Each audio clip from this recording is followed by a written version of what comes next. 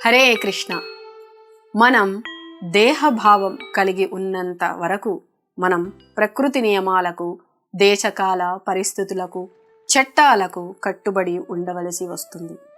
ఈ విధంగా ఈ దేహం రకరకాల పరిస్థితులకు లోనయ్యే కారణంగా ఈ భౌతిక ప్రపంచానికి లొంగి ఉంటుందని చెప్పబడుతుంది. రకరకాల పరిస్థితులు ఉంటాయి. ఏ పరిస్థితులకు మనం గురి అయినప్పటికీ మనం బాధ్యత వహించవలసి వస్తుంది.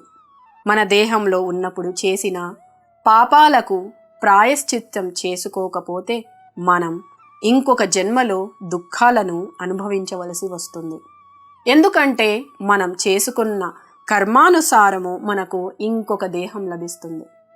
దీనికి సంబంధించి భగవద్గీతలో 8వ అధ్యాయంలో 6వ శ్లోకంలో శ్రీకృష్ణ భగవానుడు ఈ విధంగా చెప్తున్నారు. యం యం వాపి స్మరన్ భావం త్యజంత్ అంతే కలేవరం తం తమైవైతి కౌంతేయ సదా తద్భావ భావితః. భావం: ఓ కౌంతేయ, మనిషి తన దేహమును విడిచినప్పుడు ఏ భావమును స్మరిస్తాడో అదే భావమును నిశ్చయంగా పొందుతాడు. ఇది ప్రకృతి నియమం. అందుకే సుఖదేవ గోస్వామి పాపం యొక్క తీవ్రతను బట్టి మనిషి ప్రాయశ్చిత్తం చేసుకోవాలి అని ఉపదేశించారు. శాస్త్రంలో చెప్పబడినట్టి ప్రాయశ్చిత్త పద్ధతులను పాపం చేసినవాడు పాటించాలి. లేకపోతే అది అనుభవించడానికి మరో జన్మ తప్పదు. శ్రీమద్ భాగవతంలో పరీక్షిత్ మహారాజు మాట్లాడుతూ ఇలా అన్నారు. ఒక నేరస్తుడు ప్రభుత్వంచే శిక్షించబడడం మరియు సాధారణంగా ప్రజలచే మందలించబడటం అతను నిజంగా చూడటం వలన మరియు గ్రంథాల నుండి, పండితుల నుండి విని తదుపరి జన్మలో నరకప్రాయ స్థితిని నెట్టబడడం వలన పాపపు పని అతనికి హానికరమని తెలుసుకోవచ్చు. అయినప్పటికీ అటువంటి జ్ఞానం ఉన్నప్పటికీ ప్రాయశ్చిత్తం చేసిన తర్వాత కూడా ఎవరైనా మళ్ళీ మళ్ళీ పాపాలు చేస్తూ ఉంటే అటువంటి ప్రాయశ్చిత్తానికి విలువ ఏమిటి? కొన్నిసార్లు పాపకార్యాలు చేయకుండా చాలా జాగ్రత్తగా ఉండే వ్యక్తి మళ్ళీ పాప జీవితానికి గురి అవుతాడు.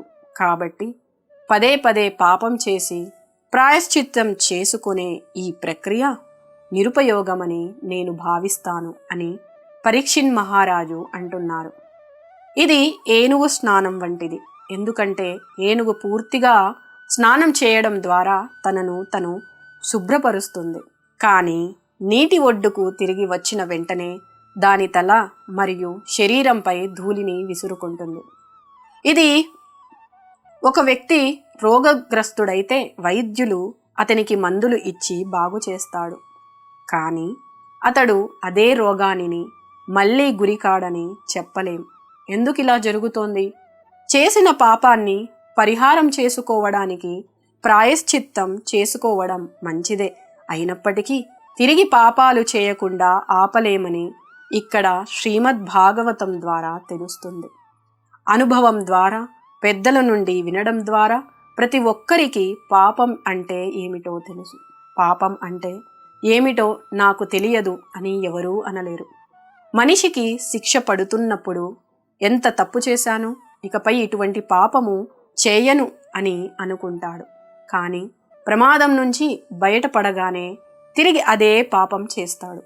కర్మకి తోడుగా సత్వరజస్తమో గుణాల ద్వారా భౌతిక గుణాలని పొందుతున్నాము. ఈ సత్వరజస్తమో గుణాలనే త్రిగుణాలు సాంగత్యం ద్వారా మన అలవాట్లు తయారయ్యాయి. ఈ ప్రకృతి త్రిగుణాల నుండి మనం బయటపడితే మన నిజమైన ఆధ్యాత్మిక స్వభావం జాగృతమవుతుంది. దీనినే కృష్ణ చైతన్య పద్ధతి అంటారు. మనిషి కృష్ణ చైతన్యవంతుడు అయితే ప్రకృతి గుణాలతో సాంగత్యం చేసే అవకాశమే లేదు.